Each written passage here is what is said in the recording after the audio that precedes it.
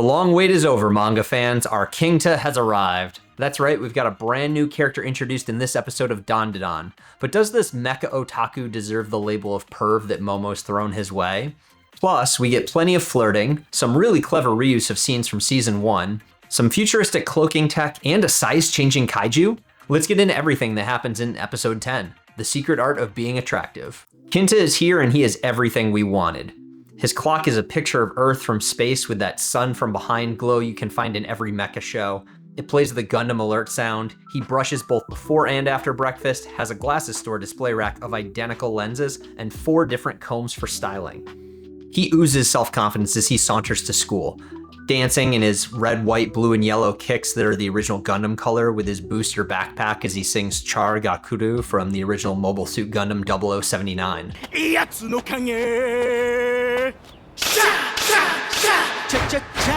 But as he gets closer to school, he zips up his jacket, and as a classmate passes by, his singing cuts off to a whimper. Kinta is the representation of all of our weeb childhoods, and I will accept no slander on his name. What's amazing about this first episode, besides literally all of it, is that the first half is largely anime original.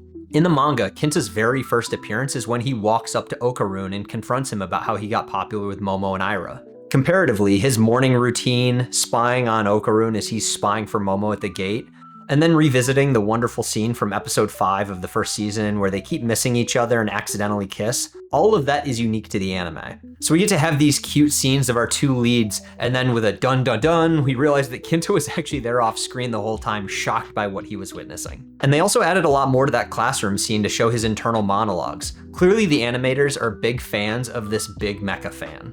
Between Okarun's love of the occult, Momo's of yokai, and now Kinta's for sci-fi and giant robots, DANDADAN continues to expand their tent, welcoming all nerds into the fold. It's worth noting that reusing a lot of scenes from the first season is a risky choice to make. Viewers might get bored halfway through. But Kinta is used frequently enough to make it clear the show is building to something. Plus, Okarun and Momo searching for each other in that episode is so cute, I imagine most fans will be just as excited to rewatch those parts as I was. And then when the camera is showing Okarun and Momo staring up at the clouds as they keep missing each other and the soft romantic music is playing, and then the camera pans over to show Kinta sitting directly across from Okarun and the music cuts and you start laughing. And it builds up to that moment where you see Kinta's face as the 2 accidentally kiss. Considering it was just Muko and Miko who reacted to the kiss in episode 5 of the first season about 20 seconds after it happens, you have to wonder if Kinta dashed away immediately, or if he's so below everyone's notice that even the camera didn't pick up on him the first time. Honestly, it doesn't matter. It's hilarious. I also want to briefly talk about the scene of Okarun hiding behind the pole as he considers how to greet Momo and is trying out different phrases, one of which is Vomola, or Bamora in Japanese.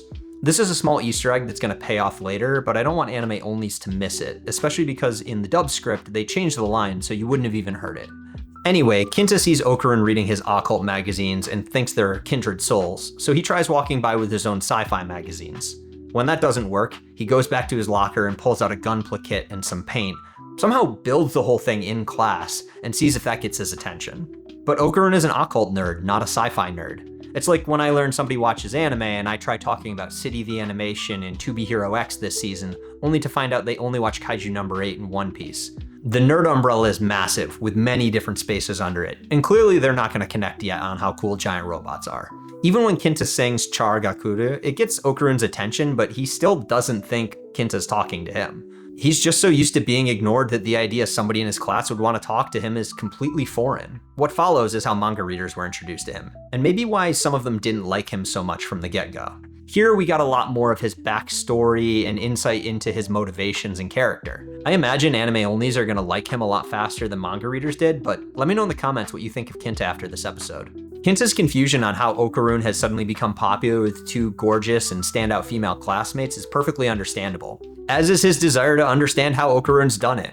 It might seem weird as a first encounter, but consider that Momo just ran into their classroom and started talking about Okarun's balls in front of everyone. Kinta's right to think this is weird. Clearly the class rep does too, and tries to figure out if he's being manipulated. And then we get the goody two-shoes class rep versus flashy Gyaru face off over a shy boy who neither is letting speak. Before every shipper starts coming for her head, consider how it looks from her perspective. It seems like she's just looking out for the shy kid in her class.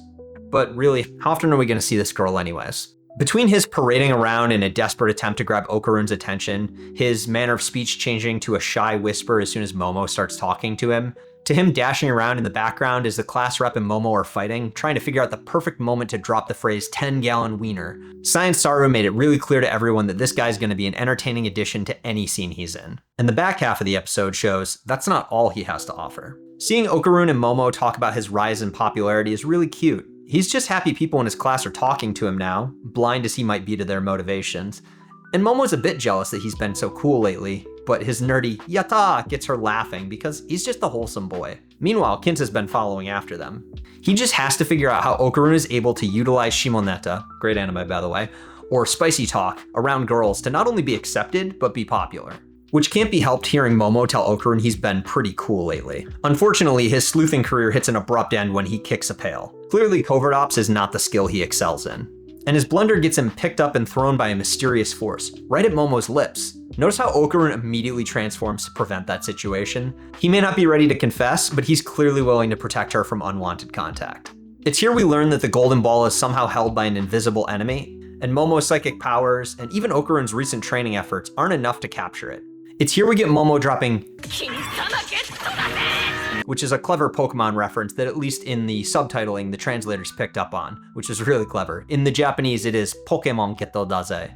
Another thing that for some reason the dub script didn't use, and it's not a huge note, but love a Pokemon reference anytime we can fit it into an anime, and I'm going to assume that Science Saru did that intentionally.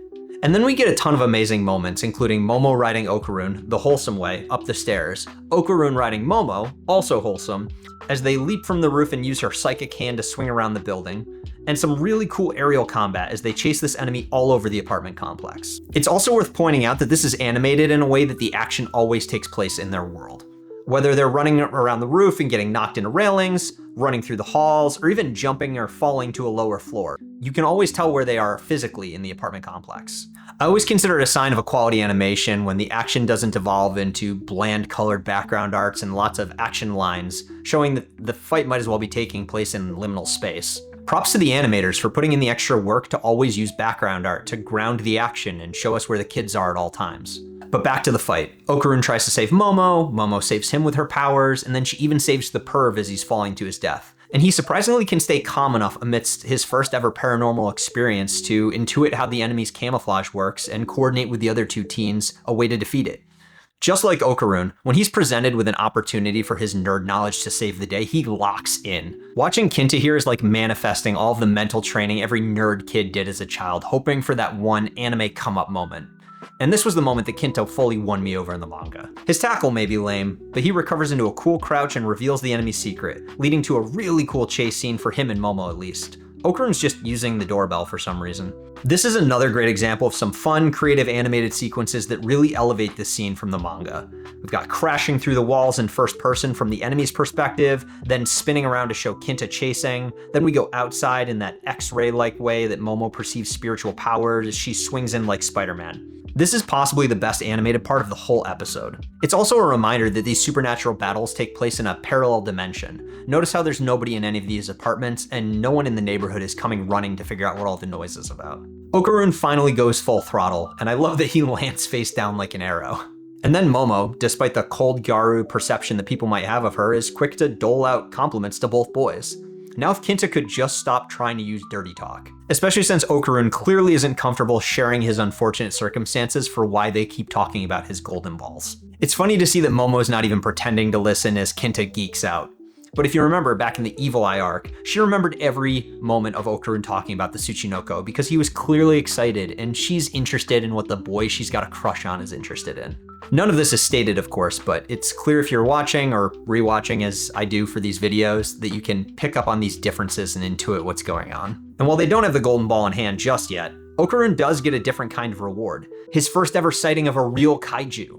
But wait, I can hear you saying, aren't kaiju supposed to be gigantic? Don't worry, manga creator Tatsu-sensei heard you too, and the creature quickly balloons into size and the episode ends.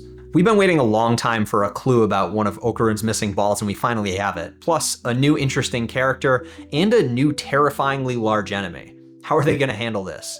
We'll find out next week as the teens are confronted with an enemy they haven't had to deal with before, one the size of a building. As we've seen the last few arcs, Tatsu-sensei likes to introduce elements in prior arcs that will end up paying off in how the current arc's problems are resolved. So if you have any ideas on how you think this might be addressed, drop it in the comments.